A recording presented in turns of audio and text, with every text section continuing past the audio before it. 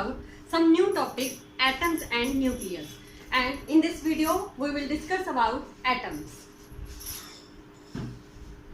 What is atom? Who discovered the atom? Actually, atom को जिसने discover करा था वो 3 साइंटिस्ट थे. जो फर्स्ट साइंटिस्ट था उसका नाम था थॉमसन. थॉमसन ने डिस्कवर करा था एटम्स के बारे में. जो सेकंड साइंटिस्ट आया दैट इज रदरफोर्ड. इसकी कुछ लिमिटेशंस थी इसलिए रदरफोर्ड ने इसको करेक्ट करा. एंड जो फाइनली आया that is Bohr model that is very successful to discover the concept of atom. So one by one करके हम इसे डिस्कस करेंगे. इस वीडियो में हम थॉमसन और रदरफोर्ड के बारे में डीपली डिस्कस करेंगे. Okay, so firstly start with Thomson model of atom.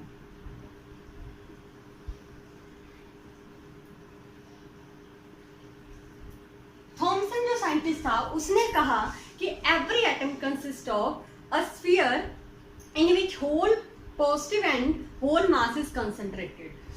उसने कहा कि जो एटम है एक स्फीयर की फॉर्म में पाया गया था जिसके अंदर पॉजिटिव चार्ज था.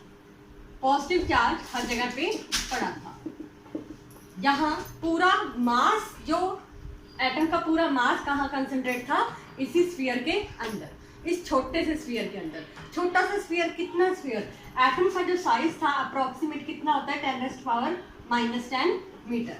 क्लियर? इतने साइज में एटम के अंदर क्या पड़ा था? पॉजिटिव चार्ज इम्बेडेड था. बट उसने कहा जितना पॉजिटिव चार्ज होता है उतना ही कुछ नेगेटिव चार्ज भी इसके ऊपर इम्बेडेड होता है और हमेशा इक्वल अमाउंट में इम्बेडेड होता है. तो फिर से आपको बता दूं, एटम एक स्फीयर की फॉर्म में पाया गया था जिसके अंदर पॉजिटिव चार्ज पूरा इसके अंदर चिपका हुआ था और जितना पॉजिटिव चार्ज था उतना ही नेगेटिव चार्ज भी इसके अंदर पाया गया था. Like watermelon. वाटरमेलन में जो सीड्स हैं वो किसकी तरह बिहेव कर रहे थे? नेगेटिव चार्ज की तरह. और जो रेड पोर्शन होता है वो किसकी तरह बिहेव कर रहा था? पॉजिटिव चार्ज की तरह बिहेव कर रहा था. इस मॉडल को एक और नाम भी दिया गया that is plum pudding model. Plum pudding model. Clear? तो एग्जाम में आपके प्लम पुडिंग मॉडल के नाम से भी आ सकता है या थॉमसन मॉडल के नाम से भी आ सकता है. Is the same thing. तो आपने क्या लिखना है कि every atom consist of positively charged particle in which whole mass and whole positive charge is concentrated and equal amount of negative charge is embedded on the surface of atom. Clear? Okay. But जो ये model था इसके कुछ ना कुछ drawbacks गए थे. वो क्या क्या ड्रॉबैक्स थे हम इसके बारे में डिस्कस करेंगे. जो इसका फर्स्ट ड्रॉबैक था that is it could not explain spectral lines of atom, even hydrogen atom. इसने कोई भी स्पेक्ट्रल लाइंस के बारे में कुछ डिस्कवर नहीं करा था. इवन जो फर्स्ट जो होता है हाइड्रोजन, जैसे आपने पढ़ा हुआ acid, hydrogen, helium, lithium, barium, जो फर्स्ट होता था दैट इज हाइड्रोजन एटम, उसके बारे में इसने कुछ भी नहीं बताया था स्पेक्ट्रल लाइंस के बारे में. तो अगले एटम्स के बारे में बिल्कुल भी डिस्कस नहीं करा. तो सेकंड ड्रॉबैक था इसका, इट कुड नॉट एक्सप्लेन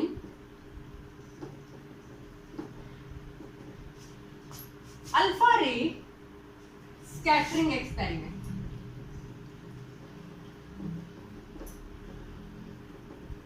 एक अल्फा रे स्कैटरिंग एक्सपेरिमेंट था जो रदरफोर्ड ने डिस्कवर करा था.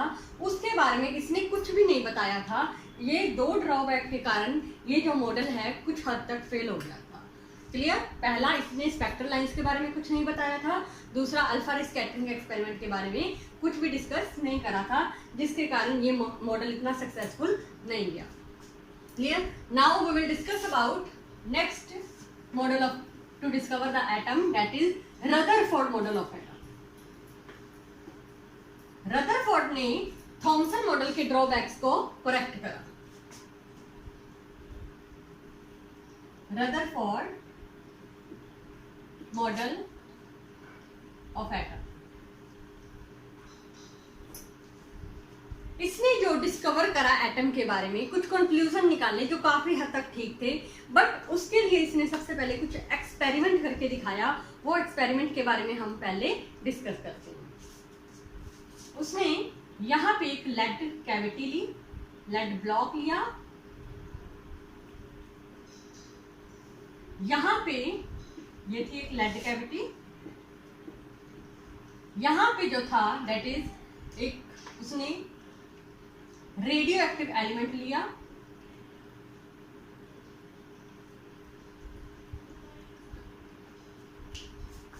यहाँ पे एक कॉलीमीटर लगा हुआ था लाइक स्लिट,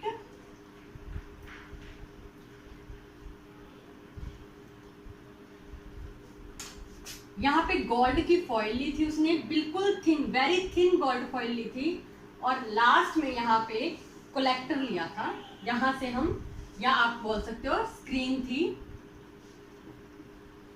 जो स्क्रीन थी वो उसके ऊपर पॉलिश करी हुई थी जिंक सल्फाइड की, जिंक सल्फाइड की पॉलिश करी हुई थी, और यहाँ पे फाइनली माइक्रोस्कोप लगा हुआ था।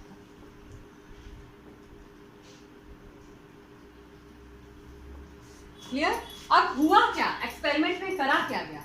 एक्सपेरिमेंट में उन्होंने एक रेडियो एक्टिव एलिमेंट लिया। रेडियो एक्टिव एलिमेंट कौन सा एलिमेंट होता है, आपने पढ़ा होगा। Radioactive element madam Curie ने डिस्कवर करा था, एक ऐसा एलिमेंट जिसमें से कुछ ना कुछ रेज निकलती हैं अल्फा बीटा गामा की फॉर्म में, वो उस एलिमेंट को क्या बोला जाता है, रेडियो एक्टिव एलिमेंट। यहाँ पे उन्होंने रेडियम का एक रेडियो एक्टिव एलिमेंट लिया, उसे लेड ब्लॉक के अंदर रखा गया। क्यों लेड ब्लॉक के अंदर रखा गया? क्योंकि इसके अंदर जो रेज निकलती हैं अल्फा बीटा गामा की फॉर्म में, दीज आर वेरी डेंजरस, तो ऐसे एकदम से फैलने ना, इसलिए उनको लेड ब्लॉक के अंदर रखा गया था। सामने कॉलीमीटर लगा हुआ था। कॉलीमीटर का काम जस्ट ये था कि जो इसमें से रेज निकल रही हैं वो बिल्कुल स्ट्रेट लाइन में जाएं, सीधी जाएं। जो इनमें से रेज निकल रही थी वो अल्फा रेज निकल रही थी। यहाँ पे एक गोल्ड की फॉइल लगी हुई थी, वेरी थिन गोल्ड फॉइल, जिससे वो रेज टकराती थी, और जब टकराती थी वहीं से कंक्लूजन निकला जो हमने इस स्क्रीन पे चेक करा। अब कंक्लूजन निकला क्या वो हम डिस्कस करते हैं। जब अल्फा रेज यहाँ से जा रही थी, गोल्ड फॉइल के ऊपर टकरा रही थी, तो उन्होंने नोट करा कि कुछ ऐसी रेज थी जो बिल्कुल सीधा चली गई, कुछ ऐसी रेज थी जो बिल्कुल सीधा चली गई, गोल्ड फॉइल को क्रॉस करके चली गई। क्रॉस करने का मतलब, इसका मतलब कोई एटम के अंदर जा रही है, तो मतलब एटम के अंदर क्या है, कुछ ना कुछ खाली स्पेस है, जिसके कारण उसे कोई रुकावट नहीं थी जो सीधा क्रॉस कर रही थी। Clear? Most of the means आप ऐसे कह सकते हो कि 0.99% रेज बिल्कुल स्ट्रेट लाइन में चली गई थी। यहां से पता चला कि there is very empty space in the atom. Clear? Now अब सेकंड उसने देखा कि जब ये रेज जा रही थी, कुछ ऐसी रेज भी थी जो एटम के जब पास जा रही थी तो वापस को बैक हो रही थी, वापस 180 डिग्री पे वापस रिटर्न हो रही थी। रिटर्न होने का मतलब क्या है कि अल्फा रेज, आप सबको पता है कि अल्फा रेज पॉजिटिव चार्ज होती है।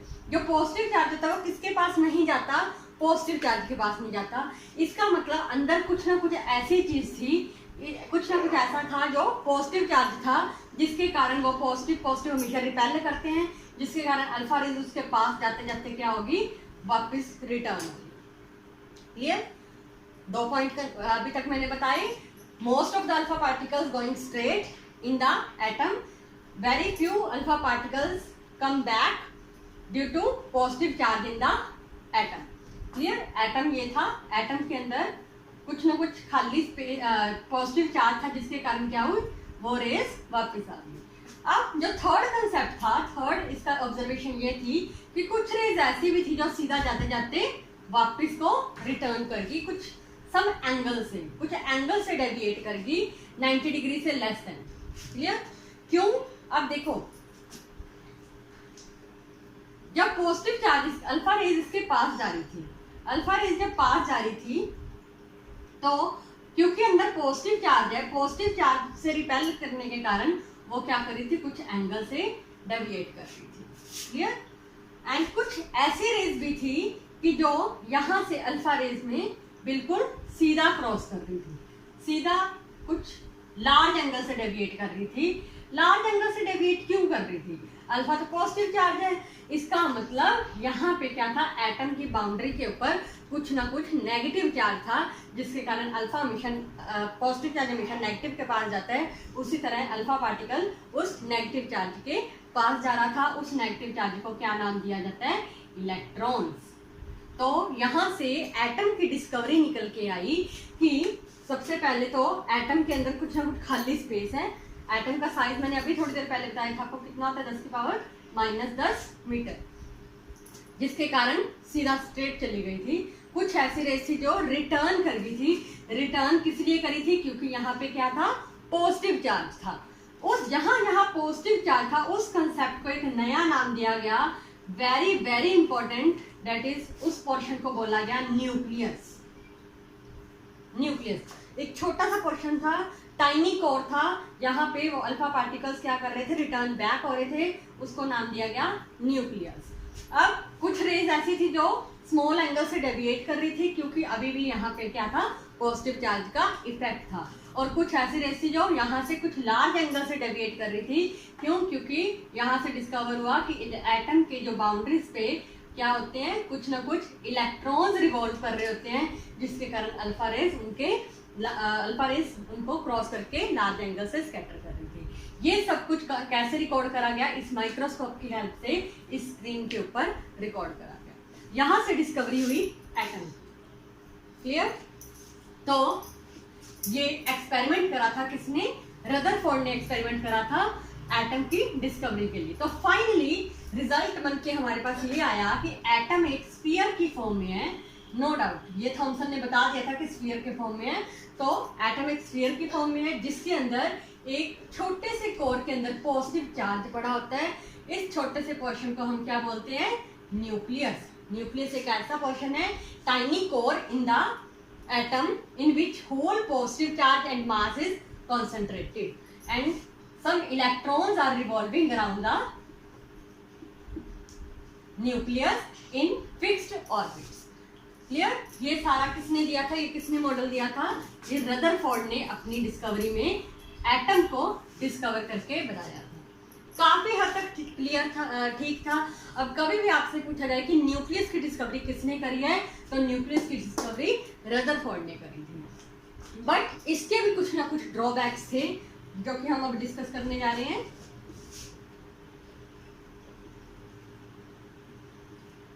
नो डाउट एटम एक स्फीयर की फॉर्म में है, बीच में पॉजिटिव चार्ज है, इलेक्ट्रॉन्स रिवॉल्व कर रहे हैं अराउंड में। बट जो इलेक्ट्रॉन्स थे वो हमेशा एक फिक्स्ड ऑर्बिट में रिवॉल्व कर रहे थे। तो डिस्कवर करा गया कि जब इलेक्ट्रॉन्स अगर एक फिक्स्ड ऑर्बिट में रिवॉल्व करते रहेंगे तो कंटिन्यूसली अपनी एनर्जी क्या करते रहेंगे, लूज करते रहेंगे, जिसके कारण वो एक ऐसा टाइम होएगा कि इलेक्ट्रॉन क्या करेंगे, न्यूक्लियस के अंदर ही फॉल कर जाएंगे। इलेक्ट्रॉन्स अंदर फॉल कर जाएंगे, जिसके कारण इस कंसेप्ट को भी कुछ हद तक इसके ड्रॉबैक के कारण थोड़ा सा इसमें फेलियर पाया गया था, जिसको फाइनली तीसरे साइंटिस्ट बोहर मॉडल ने करेक्ट करा था। क्लियर? मैं फिर से बता दूं इसका ड्रॉबैक क्या था, कि इलेक्ट्रॉन्स अगर एक ऑर्बिट में रिवॉल्व कर रहे हैं तो एक ऐसा टाइम आएगा कि अपनी एनर्जी लूज करते करते वो फाइनली क्या कर जाएंगे, fall into the nucleus, nucleus के अंदर गिर जाएंगे, जिसके कारण उसके पास कोई एनर्जी नहीं बचेगी। ये इसका सबसे बड़ा ड्रॉबैक था। Okay, now we will proceed with our next topic, that is distance of closest approach. Distance of closest approach. This is important for the 2 marks question in the exam session. Distance of closest approach क्या होता है? जैसे कि मैंने अभी बताया कि atom एक स्फीयर की फॉर्म में है, इसके अंदर पॉजिटिव चार्ज पाया गया था। कुछ अल्फा रेज जब सीधी आ रही थी तो एक ऐसा पॉइंट आया कि पॉजिटिव रिपेल करने के कारण वो क्या कर गए, रिटर्न कर गए। तो जो डिस्टेंस ऑफ क्लोजेस्ट अप्रोच एक ऐसा डिस्टेंस होता है जो सेंटर ऑफ न्यूक्लियस से लेके उस पॉइंट तक का होता है जहां पे अल्फा रेज क्या कर जाते हैं, बैक रिटर्न हो जाते हैं। उतनी तक के डिस्टेंस को हम क्या बोलते हैं, डिस्टेंस ऑफ क्लोजेस्ट अप्रोच, और इसे किससे रिप्रेजेंट करा जाता है? आर नॉट से। तो इसकी डेफिनेशन क्या बनेगी? It is the distance between the centre of nucleus and the point where the alpha particles approaching the nucleus return back. Clear? जब अप्रोच कर रहे थे और वापस आ गए, उस पॉइंट से लेके सेंटर ऑफ न्यूक्लियस तक के डिस्टेंस को क्या बोला जाता है? Distance of closest approach. और इसकी वैल्यू कितनी है वो हम अब डिराइव करेंगे। जैसे कि आप सभी ने पढ़ा हुआ है कि हाइट पे हमेशा पोटेंशियल एनर्जी होती है। क्लियर? काइनेटिक एनर्जी 0 होती है, बट जैसे जैसे हम कोई चीज नीचे आता है, जैसे वाटर फॉल कर रहा है, तो उसमें पोटेंशियल एनर्जी क्या होती जाती है? कम होती जाती है, और काइनेटिक एनर्जी उसमें बढ़ती जाती है। बट एक ऐसा पॉइंट भी आता है बीच में जहाँ पे काइनेटिक और पोटेंशियल क्या हो जाती है? बिल्कुल बराबर। और जो ये पॉइंट था, इस पॉइंट पे भी कुछ ऐसा हुआ कि काइनेटिक और पोटेंशियल एनर्जी हमेशा बराबर होती है। तो हम इसकी ड्राइव करेंगे हम distance of closest approach by finding the kinetic energy and potential energy. So start. सबसे पहले अगर बात करें पोटेंशियल एनर्जी की, तो सबको पता है पोटेंशियल एनर्जी का जो फॉर्मूला होता है that is 1/4 pi epsilon not Q1 Q2 upon R। Q1 पहला चार्ज कौन सा चार्ज था? अल्फा का। अल्फा पे कितना चार्ज होता है? अल्फा पार्टिकल में हमेशा डबल ऑफ इलेक्ट्रॉन चार्ज होता है। इलेक्ट्रॉन से हमेशा डबल चार्ज होता है अल्फा पार्टिकल पे। दूसरा कौन सा चार्ज था? न्यूक्लियस का। Nucleus means Ze। Z is the atomic number. जो भी लिया था रदरफोर्ड ने गोल्ड के लिए करा था, तो Z की वैल्यू यहाँ पे गोल्ड के लिए कितनी होती है? 79 into charge Ze represent the charge of nucleus. Clear? Upon distance. Distance कितना था दोनों के बीच में? R0। This is the value of potential energy. Now we will discuss about kinetic energy.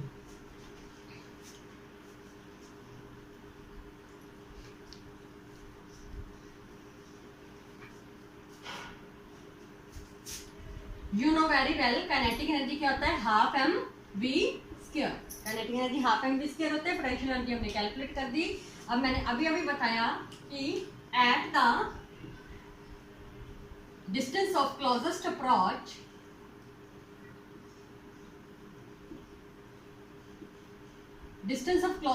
पे क्या होता था?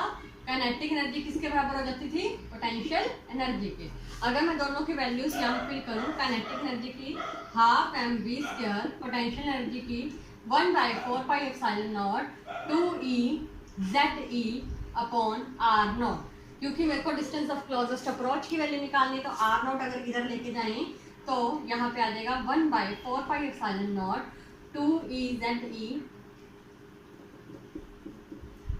upon 1/2 mv square. This is the result of distance of closest approach. It is important for the numerical session. Numericals में आपको किस तरह से दिया होगा? कई बार तो वो सीधा एनर्जी ही दे देते हैं। काइनेटिक एनर्जी अगर सीधी दे दें तो आप सीधा हाफ एम वी स्क्वायर की वैल्यू फिल कर देंगे। नहीं तो मास और वेलोसिटी अलग अलग भी दिया हो तो आप इसमें वैल्यू फिल करके निकाल सकते हैं। 1/4 पाई एप्सिलॉन नॉट की वैल्यू फिक्स होती है 9 × 10⁻⁹। ई इलेक्ट्रॉन पे चार्ज कितना होता है? 1.6 × 10⁻⁻19। Z मैंने अभी आपको बताया 79। तो वैल्यूज फिल करके आप डिस्टेंस ऑफ क्लोजेस्ट अप्रोच की वैल्यू फाइंड कर सकते हैं। Clear? Okay, now next topic is impact parameter.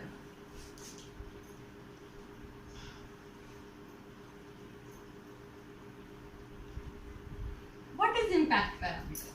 देखिए, जैसे मैंने अभी बताया कि जब एटम की डिस्कवरी हुई थी कि एटम स्फीयर की फॉर्म में बीच में क्या था? पॉजिटिव का चार्ज था। अब ये सेंट्रल लाइन है न्यूक्लियस से।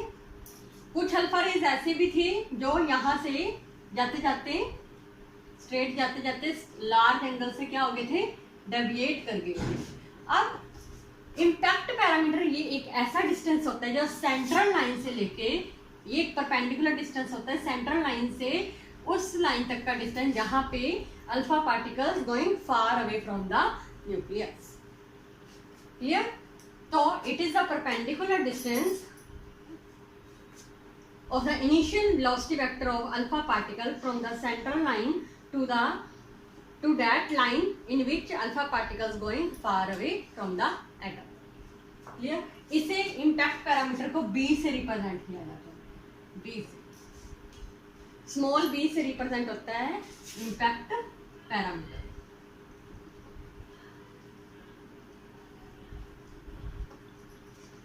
Clear? Now we proceed with next topic, that is last topic, electron orbits.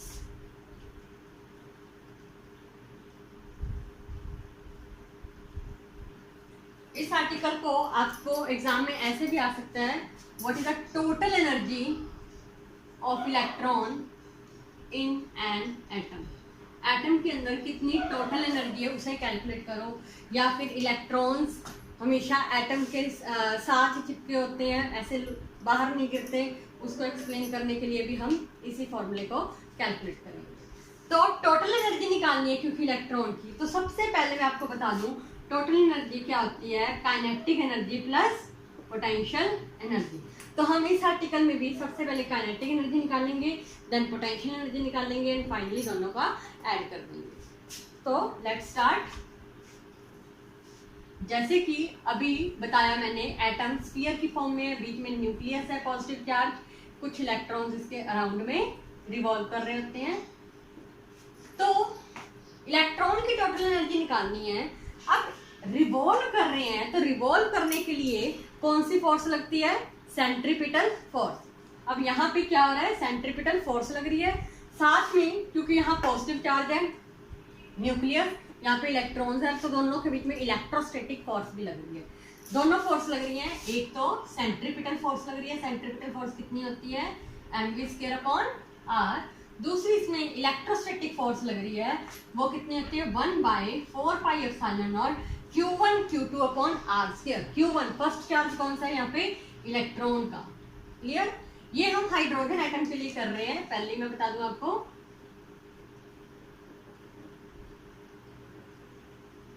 Q1 पहला चार्ज इलेक्ट्रॉन का, दूसरा Q2, दोनों मैग्नीट्यूड में होते हैं. Q2 दूसरा चार्ज किसका है, न्यूक्लियस का. न्यूक्लियस का चार्ज कितना होता है, Ze, क्योंकि Z एटॉमिक नंबर हाइड्रोजन का 1 होता है, तो यहाँ पे भी कितना आएगा, E.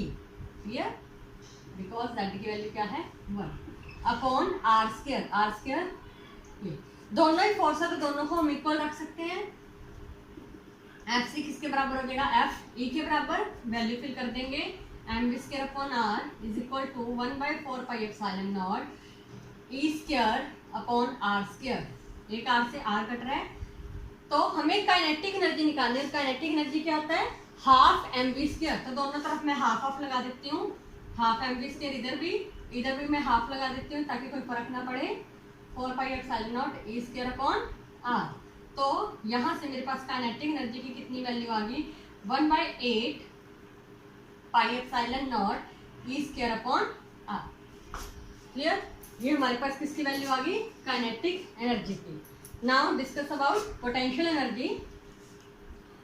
पोटेंशियल एनर्जी का फॉर्मूला होता है 1/4πε0 Q1 Q2/r.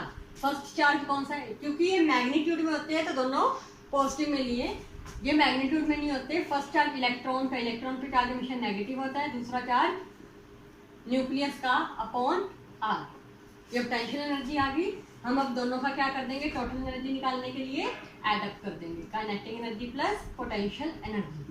काइनेटिक एनर्जी की value 1/8πε0 E²/r plus kinetic energy की value -E²/4πε0 r. Clear? Plus minus minus हो जाएगा, 8πε0 E²/r minus E²/4πε0 r. LCM लेंगे, 8πε0 r ऊपर रह गया E² माइनस 2E². तो रिजल्ट आ गया अपने पास -E² 8πε0 r. टोटल एनर्जी में क्या आई हमारे पास, नेगेटिव में आई. This is the total energy of electron in n orbit for hydrogen atom. ये नेगेटिव क्या रिप्रेजेंट कर रहा है, नेगेटिव रिप्रेजेंट कर रहा है कि electrons are embedded in orbit in circular path. Clear? तो ये हमारे पास क्या आया था, इलेक्ट्रॉन्स ऑर्बिट का result. Clear? Okay, I hope आपको वीडियो पसंद आया होगा। अगर आपकी कोई भी क्वेरी हो तो प्लीज़ कमेंट बॉक्स में कमेंट करके बताएं। Thank you.